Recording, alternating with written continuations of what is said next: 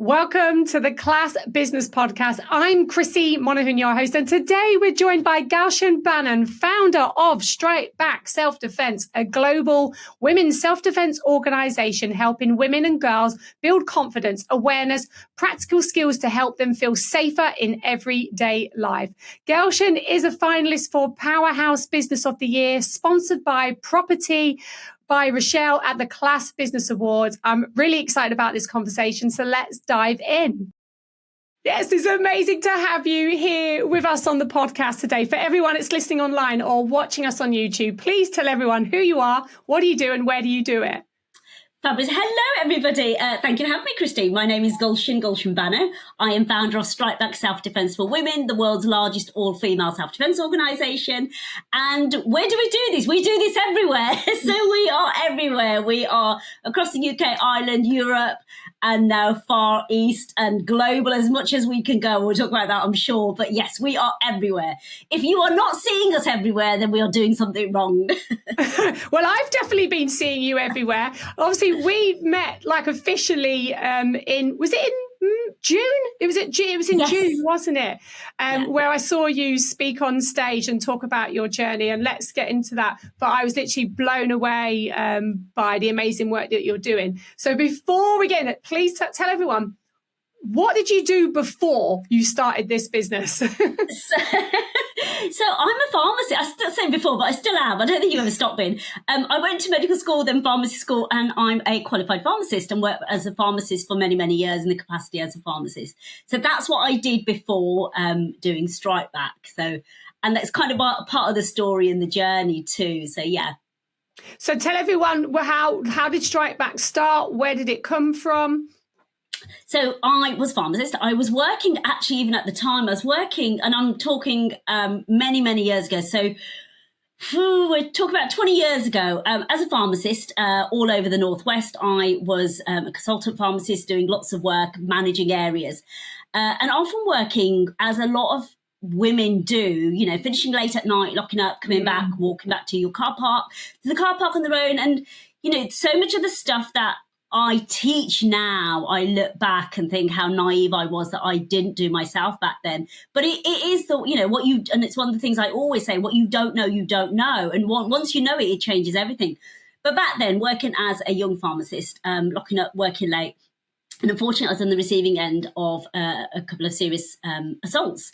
One on the way home from work in a car park where I parked my car, and one actually even at work. And for anybody that's ever met me, I'm petite. I'm a 5-foot woman. I'm not particularly big. And those were probably the two most serious incidents, along with lots of other little things that happen. And when we speak to women and girls generally, there's always a story. Oh, I remember this incident, or remember this incident. Lots of little things had happened. But I think these were two quite pivotal moments where I actually stopped in my tracks and thought, what is it? What's going on here? Because they were serious attacks. Next time I may not be so lucky to walk away from this. And I need to learn something that will keep me safe. And because I have no skills whatsoever. I have not even the basics. And the fact that I've been in two of these very serious situations. So I started to look for a way that I keep myself safe, and came across what at the time was a very new thing back in the UK, which is Krav Maga. So I joined a Krav Maga class, never having been before, no martial arts experience, no experience previous. But I just knew I needed something to get my confidence back up and to learn, to be able to have some basic skills. And that Krav Maga class from there, when I started doing it, and Krav Maga, for anybody that doesn't know, is a very self-defense combat system. It's quite a brutal combat system, but a very realistic-based combat system. From the first session, it just clicked. It just made so much sense. And I walked away thinking, actually, this is really good. As a petite woman, for me, I know now, you know, there's certain things I'm doing or I shouldn't be doing or I can do and I would do differently. And as that journey continued, so many women in my circle, so not only pharmacists and doctors and nurses, but other women who were friends started sharing their stories about instances. And it suddenly became so apparent how many women have stories, how many women have things that have happened that we never talk about, that we always think it was just me or it happened to me and nobody else knows about this and never shared.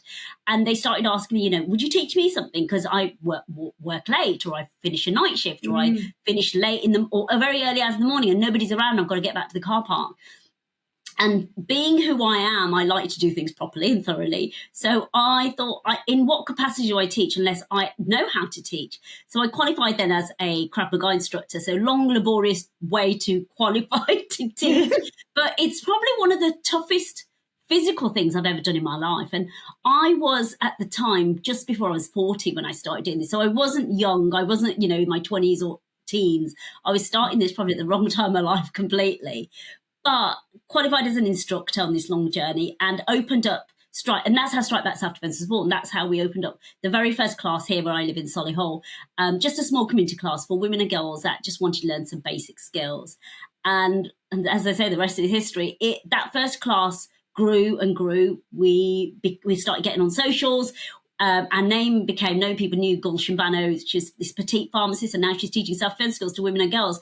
And we started getting messages from across the UK from women and girls and from parents saying, I really want my daughter to learn something. Would you teach my daughter something? And women saying, do you know, this happened to me and I've never had the courage to step into a martial arts class. I want a woman to teach me and I want to learn in an all-female space. So if you imagine a woman who's been through trauma or something has happened, would she want to step back into an arena where potentially there's triggers for that trauma, or potentially there's a male instructor who is teaching a very hands-on physical skills, potentially re-triggering the trauma she's been in already? So the whole concept of this safe space for women to come together as a community, whatever your story was, and you could share that story and understand it was never about your fault and you're not alone, and there's so many other women that have been through what you've been through, was literally that was the magic thing. That was the key that was making our classes and what we do stand out beyond martial arts classes, beyond anything anybody else was doing. And we hit COVID. COVID lifted. I'd been in contact with a fantastic, amazing woman, Kathleen, who lives in the USA, who runs a fantastic charity that we still support to this day, Hope for Handbags. We started talking and she said, you got to come over. You've got to teach us over here. So COVID lifted. I flew over. We taught some fantastic workshops to freshers and their equivalent of new girls going off to campus. And then that led to a number of years going backwards and forwards, teaching in the USA, teaching a bit more globally. I was teaching in Doha. But again, and I come back to what I do now, Christine. It doesn't matter which part of the world I go to. It's not an India problem or a Florida problem or a Cairo problem. It's a problem that no matter what country, the culture may differ, the language may differ, the temperature and weather may differ, but the problems women look at and face are still the same. It doesn't change. It's that not knowing what to do. It's that I've been followed or somebody's harassed me on public transport and made me feel uncomfortable and I didn't know what to do. And that for us is exactly what we teach. Yes, we have physical skills in what we do, and we have some I'm not going to apologise for it, some very brutal physical skills, always teaching within the law of self-defence for the country we're in. However, as a 5-foot woman, if I am up against a 6-foot plus man who is double my body weight, I have got to have something in my arsenal that is going to work for me. And it's not about the fight. It's not about being in a 15-round fight with somebody. It's about what do I need to do in this moment that allows me to go home safely. Women are not in situation. Women don't want to fight. Women don't care about fighting. Women want to survive and go home. And that is exactly what we teach. We teach women, if you're in that worst case scenario, the skills you need to be able to get yourself out and go home to your kids or your family. And more so than that, all the things that maybe you are missing that perhaps you can do on a day-to-day basis that you probably know, but just haven't been taught in a way that actually this feels normal. I should be maybe just doing this or being aware of this. All the skills potentially to stop that situation escalating to that point where you need the physical skills. So what I call now life skills that all females should have. I couldn't agree. I love what you're doing and what you're building. And I can see it, as soon as you got off the stage when you were talking, I was like, my daughters go to kickboxing. And I was like, bugger, we need to get you back into that regularly, because they just do it because we're getting you physically active. Yeah. But then I was like, actually, they need these skills. And it is so important, because I remember I used to loan work. I used to work on my own across a region. I would definitely be getting in cars late at night. I would definitely have been doing all of that stuff. And also particularly through university. When you do look back at these times, you think, how the heck, did I not get attacked? Like, because you know what? just not paying Literally, attention. the whole uni experience of being on your own, and you're fearless, and so you should be, and you have a right to do all of those things. But what we're saying is, let's show you a way which is safer. I mean, I've done awful things. We hitchhiked across Florida when me and my friend went. We did stupid things. But one of the things I say now is to women and girls, the world is a beautiful big space, and we're making it, and it's being made smaller for us through fear. And what we want to do is turn the tables and say, actually, the world's a big space. Go take it up. Go travel. Go do all the amazing things and do them on your own. And I travel so much on my own now, but I do it with confidence. And I know I walk differently, and know I turn up and show up differently because I have skills and I have knowledge. And self-defense is so much more than just the physical skills. I'm going to really quickly say what we're doing is not martial arts. What we're teaching is pure self-defense.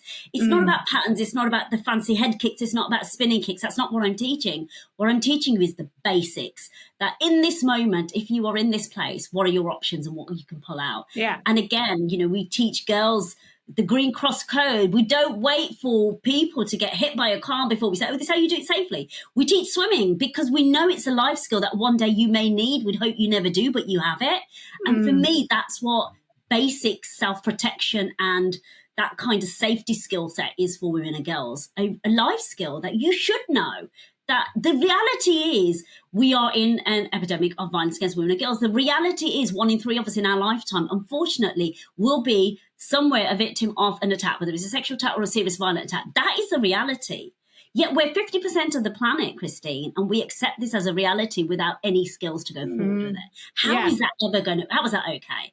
And for me, the culmination of the last few years, and I've been doing this now 15 years, the culmination of again and again, the stats that come out every year and governments and policies that say, so we now have a current government that says violence against women and girls will be halved in the next decade. What about the women that need this tomorrow? What about the women that need this afternoon? We don't have the luxury to wait a decade for the stats to be halved. Why are we not giving women and girls these skills now? So, governments make policies, the police promise, but all of these things. But ultimately, for me, it comes down to if you are a woman on your own and you unfortunately are in that place where somebody has profiled you and you are being made to feel uncomfortable, there is no police around you. There is no government initiative. There is no street cam or CCTV that is going to help you in that moment. The only thing you have in that moment is the skills you have and who you are and what you can do with those. And if you don't have those, it's stacked up against you. So let's turn those tables. And for us, our mission is there should be one female self-defense instructor in every major city across the world. So every female has access to a female instructor to be able to learn these simple skills. And they're not complicated. Give us an hour of your time. Give us 2 hours of your time. Give us 6 weeks. Give us your weekly time. I don't care. You tell me what you need, and my instructors in your communities will deliver that to you that meet your needs. We will meet you where you are, because the core principle and the core values of what we are about is every female should have some basic skills, whatever that looks like. And for martial arts, you're a decade in or you're a black belt before you learn. How do I somebody's approaching me, what is it I need to do in this moment where my adrenaline is high, my heartbeat is going, my mouth has gone dry, I've got tunnel vision and I can't hear anything around me because I'm panicking because the adrenaline's kicked in. Martial arts and 10 years of black belt and doesn't fall into it. And I say this with the greatest level of respect because we have a lot of females now who are martial artists and are black belts who have come on our course as one of our instructors and absolutely categorically said, this is different. This is not martial arts. We never learn this in martial arts. What we are talking about are life skills and self-defense skills, just the simple stuff. Let's teach you that. And that's what I absolutely love about it. And then obviously, what made you decide then to obviously, because you wanted to get the message out there and you can see how passionate you are. Why franchising? Why did you decide that route? We needed to find, so we'd been teaching in the US in this one particular session, Kathleen and I had taught. So we're both, at the time we were both just hitting 51 or 52, both exhausted, teaching back to back. And we sat on her kind of porch in her beautiful home in Florida. We looked at each other exhausted, and she said to me, this is bigger than you, Gully. This needs to be everywhere. You cannot physically do this on your own anymore. There needs to be something that works, that we get this out there in a bigger place where other women are also teaching it, not just you. You have those skills, but if tomorrow you're not here, what happens? Does nobody ever learn again? So how do we do this so that more and more women and girls can do this? And that's literally how the franchising came back. It's like, okay, let's franchise. We have the core skills as strike back self-defense. We have everything done. We have a curriculum. I then wrote this curriculum. We have this done. Let's teach it to women so they can run it as a business in their community. And one thing I'll always say is nobody knows a community better than a woman that lives in it. Mm-hmm. Nobody knows that community better. We have, our instructions are spread wide and thin, from areas of very high poverty and socioeconomic deprivation to areas of great affluency.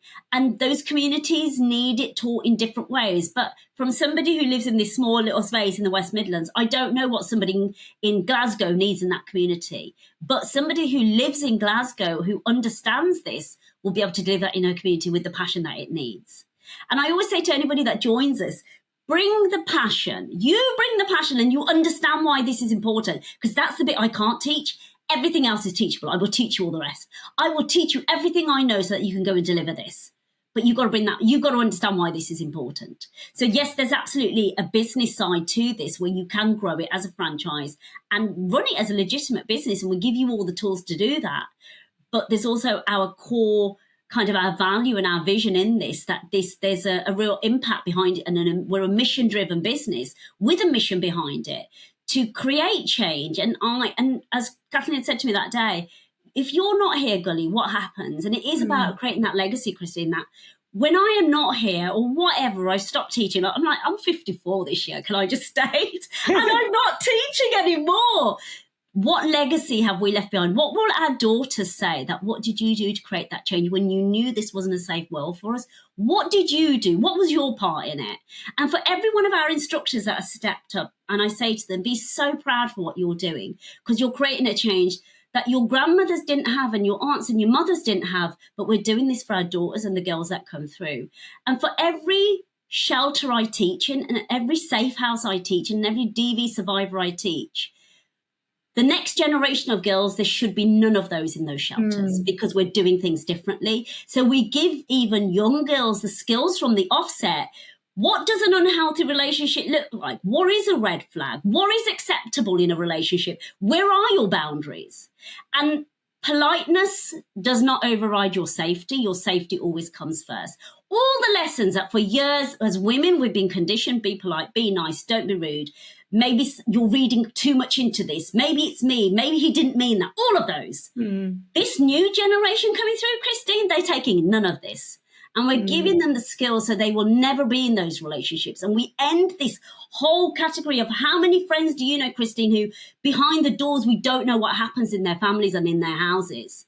That should not happen. A relationship should be what it is, a loving, safe relationship, not something where you're walking in eggshells. Why? Because the girls that come through now and the women we teach do it differently. Yeah, they will be. And it's an amazing, like I said, what you're doing is amazing work. I'm blown away by it all. And do you have to be qualified in anything? So you do all the training? We do all the training. So I have written this curriculum, and there are absolutely martial arts principles in there because of the physical skills.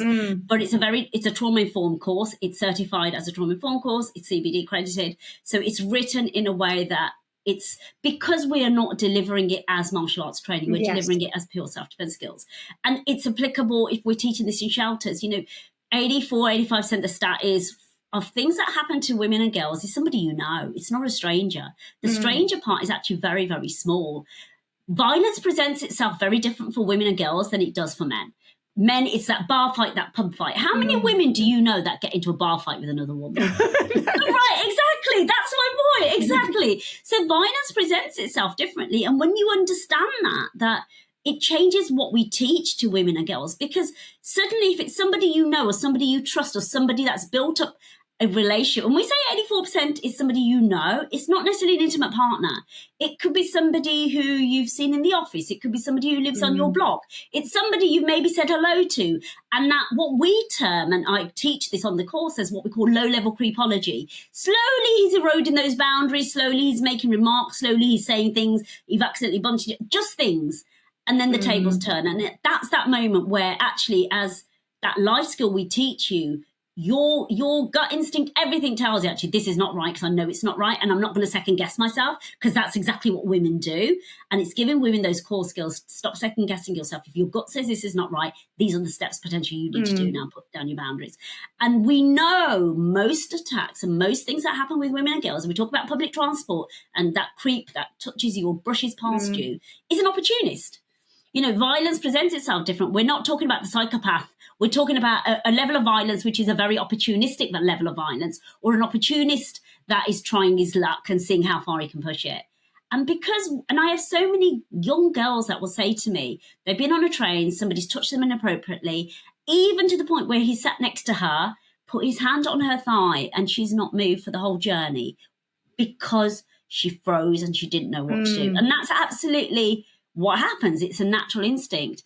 But that question of, well, I thought if I did something, it would make it worse. So you stay there. And it's just given the green light to this person that actually she's not going to say anything or do anything. So for me, the more women we have trained, the more women that know what to do, the more girls that we know to do, we start turning that table. We'll get to a point where there's more that know what to do than don't know what to do. And then that low-level creep and that low-level kind of predatory behavior is forced to stop. Because he's suddenly up against, well, I don't know, this woman actually may know what to do, or this woman will call me out and I will get caught. Because most of these opportunities absolutely rely on the fact that they're not going to get caught. So they keep it's predatory. They keep doing the same thing again, and they get braver and braver. And we see it in the stats of things. Ultimately, when we talk, just a trigger warning, we talk about rapists or sexual assault, it started with that low-level predator behavior. Always started with that low-level predator, and they got braver and braver and braver and braver because it wasn't called out and it wasn't stopped. And the more of us that know how to call it out and how to stop it and how to put those boundaries down, the less and less we will have stats. For sure. And so obviously you've been growing, how many, we're growing across the UK, but we've also been growing across the globe at the moment. we have. So we've just launched and put teams down we've been in India, Cairo, just in the last 5 weeks, India, Cairo, Malaysia, Mongolia, and I've got one of my fabulous teams out in Singapore at the moment. So we're meant to have been in Singapore this week. For me, the dates didn't add up because we had a family holiday booked in New York, so I've just flown in from New York. So I was like, I can't do Singapore. My head literally can't cope with time zones at the moment. So I'm going to tell you too much in Singapore. But it's that slow burn off, that domino effect. We launch and we keep going, we keep going, we keep going to make this. And it doesn't matter, like I said, Christine, it doesn't matter which part of the world I visit, which part of the world we turn up in, and we talk to women and girls and they say the same thing to us. Yeah. Oh my goodness, this is so needed. Do you know this happened to me or this happened to my friend? Yeah. And the irony of it is we're having these conversations. Men will come by and say, we don't have a problem in this country. Women and girls are safe. And I'm like, that's not what the girl just before you said to me. We live in very different worlds. We live in very different worlds. And obviously, for everyone it's not who don't know you, you were on Dragon's Den. We were, yes, we were. What was that? Was it to get awareness? What was the? So Dragon's Den came about. I got a phone call last year on April the 1st from Dragon's Den. So they called me and left a message. One of the senior producers left a message on April 1st. And do you know when you think this is one of my friends totally taking the message? Yeah, pranking you. Literally. And she goes, I'll leave you our email address below. And no email address came through. I remember it clearly. It was a Wednesday. It was an evening. And she'd rung at 6:00 and left this message. And I thought, one of my friends is totally taking the mick. Anyway, lo and behold, next morning she rang back again. She's like, I called you last night. I said, I was waiting for an email and it never turned up. She's like, I'm really sorry. I must have sent it. So conversation. And she said, we'd followed your business. We've seen your, or she'd seen my business because I love it. Would you be interested in pitching for the Den? Because I think what you do is so important, it's so different, that it would be incredible. And it took me, I think, all of a millisecond to say yes. I was like, yes. So my mouth speaks when my brain is engaged. I was like, yes, let's do it. And it was always about getting this topic out on the mainstream. It was about making this so much more visible that people know we exist. So there's a lot of hoops. We still had to do the whole auditioning. Although they called us, we still had to do, and there's a very long due diligence process. It was a very stressful few months of that due dil, and they check everything, they go over everything, they go through your figures, they know your grandma's DNA by the end of it. They check everything. There is nothing left to hide. So before you get even as far as getting on to like, can we pitch? Then you send your pitch through and everything you do. And for me, it was always about, look, I know my business. I know why what we do is so important. I can talk to the cows come home. So put me in front of whoever you want to put me in front of, and I will be able to answer the questions. The funny thing, so I proudly say I'm 54 and very menopausal. And we had this whole kind of, I can talk without a script, but if I need to memorize something like figures, that's not happening. My brain, especially that there's that 1 week in the month when your brain fog is worse than anything else. And when we finally got the filming date through, that was that week, and I was like, I'm buggered. I'm absolutely going to. If this happens, and I don't get the figures right, and I loved it because BBC pulled out, and they said they turned around, and they said, we recognise that this is a thing, so bring some cue cards of your figures on the cue cards. I was like, we'll do, because what I do, whether I memorise my figures or not, my business, it doesn't affect my business. You want the figures, I'll give you the figures. Everything else I can absolutely talk about. So we have these cue cards. So anyway, we're in front of the dragons. I was like, it's a once in a lifetime chance. Give me what you've got. I knew what I needed to go in for. We're an all-female organisation. From top down, we're all female, apart from, bless my hubby, who has to manage some of the IT. But we're all female. From our tech team to our marketing team, everybody's female.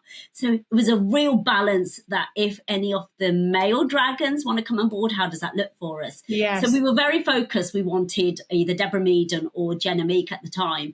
And you know what? And so what you don't see is, I think you've got 12 minutes of edited on Dragon's Den. We were there just under 5 hours, but good 4 hours, 4.5 hours, where they go through everything, they talk about everything. There's times some of the dragons ask for the camera to be off because they wanted to share something, and then we're back in again. So there's lots behind the scenes. But do you know what? I'm going to absolutely say the three gentlemen, the three male dragons were phenomenal. They were absolutely brilliant. They were so supportive, so ridiculously supportive what we do. But I think they kind of knew it wasn't the right business for them. So they stepped aside really gracefully. And then we were left with Deborah and Jenna, who both loved the business. And then Jenna came forward with the bid for it. But our lower investment, it was never about the money. It was never about the money. It was about, how do we make this credible enough that whatever we walk away with, it still gives us that platform, that we get that visibility and get this out there. And it's brilliant, and it's done that. It's given us that visibility where we bring violence against women and girls and what we do right to the forefront of topics, and right, in one of the biggest business shows across the country. Yes. Yeah, for sure. And we're so privileged that you're a finalist with us. Absolutely. Yes, we are. So we're very mission driven. Yes, it's a business, and it has to be a business. And one of the things I say is, you have a passion, you have a business. That passion has still got to turn a profit. Otherwise, how do you keep going? You can't run a passionate business without a profit, because it's the profit that feeds back into the passion, and it enables you to continue to grow. Because if you're purely doing it on goodwill and a prayer and an angel, your business will soon fall apart. Running a business and the numbers that go behind it, that keep it going, for anybody that runs a business, and now at the stage we're at as a global business, the numbers have got to add up. The numbers have got to make sense. Otherwise, you cannot continue to scale. You cannot continue to grow.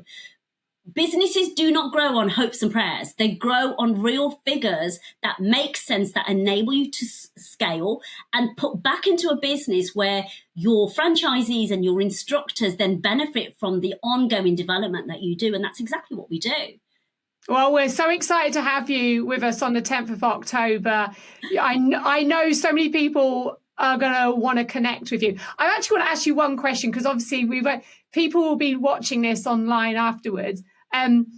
What one piece of advice would you give to a business owner who's trying to navigate 2026? And I think it's not been an easy year for most business owners. What piece of advice would you give them right now? It's not an easy, and I think anytime you're in business, and trust me, there's days when I sit and I'm sure you're the same, when you look at your business like, okay, we need to have a real, what are we doing here? And that's business, right? It's troughs and waves, and there's some days where you'll run, and you think you run the world, you own the world, and other days I should be somewhere working on the checkout because I should not be in charge of this business, and that's the honest truth. Not that there's anything wrong with working at a checkout, but sometimes that feels like a way easier life. But I'm going to say, believe in yourself. Believe, and I say this a lot, believe in yourself and what you do and back yourself so hard that there is no other option but to keep going.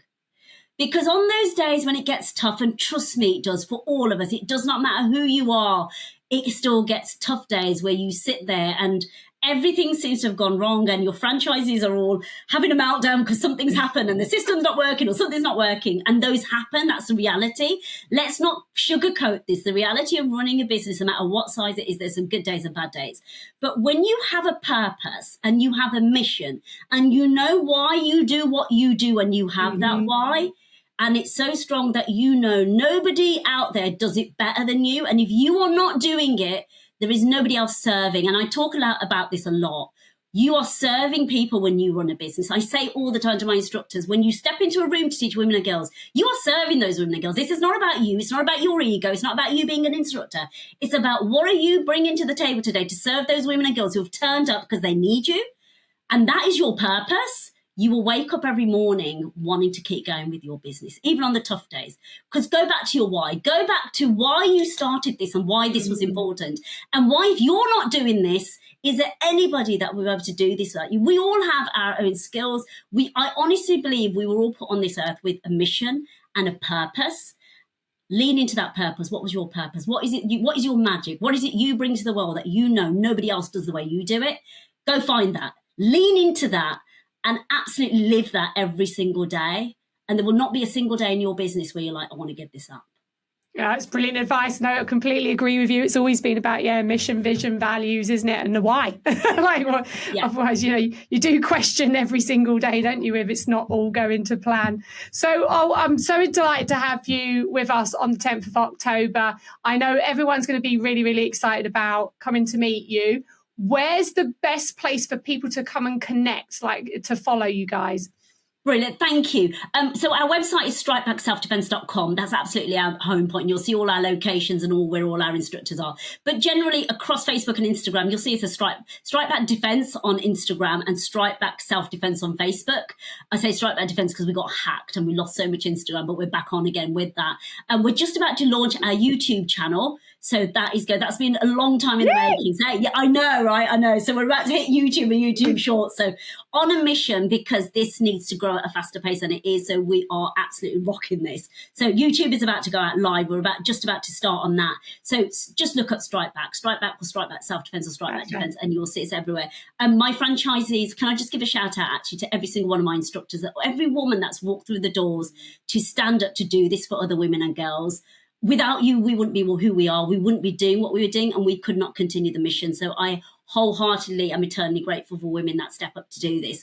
But you should not miss our logo, which if you see behind me is everywhere. You should see us everywhere. And if you're not seeing us everywhere, then we're not doing something right. We need to be doing more of it. So yeah, we are visible everywhere, but connected. And if someone's watching who wants to learn about joining the team, is it to the website as well? Yeah, jump on the website. There's a contact form on there. My details are on there. You'll see all my story on there as well and more about the mission and who we are. And you can actually just download a pack as well. It's got all the information on there about what it involves, how you can work with us, how you can partner with us, whatever capacity that looks like for you. Brilliant. Oh, thank you, Gully, for today. It's been absolutely incredible and I've loved chatting with you and I can't wait to see where this all goes. Brilliant. Thank you so much. I can't believe it's been half an hour. It's amazing. Thank you. Yeah. Ridiculous. Thank you so much. Thanks for having me.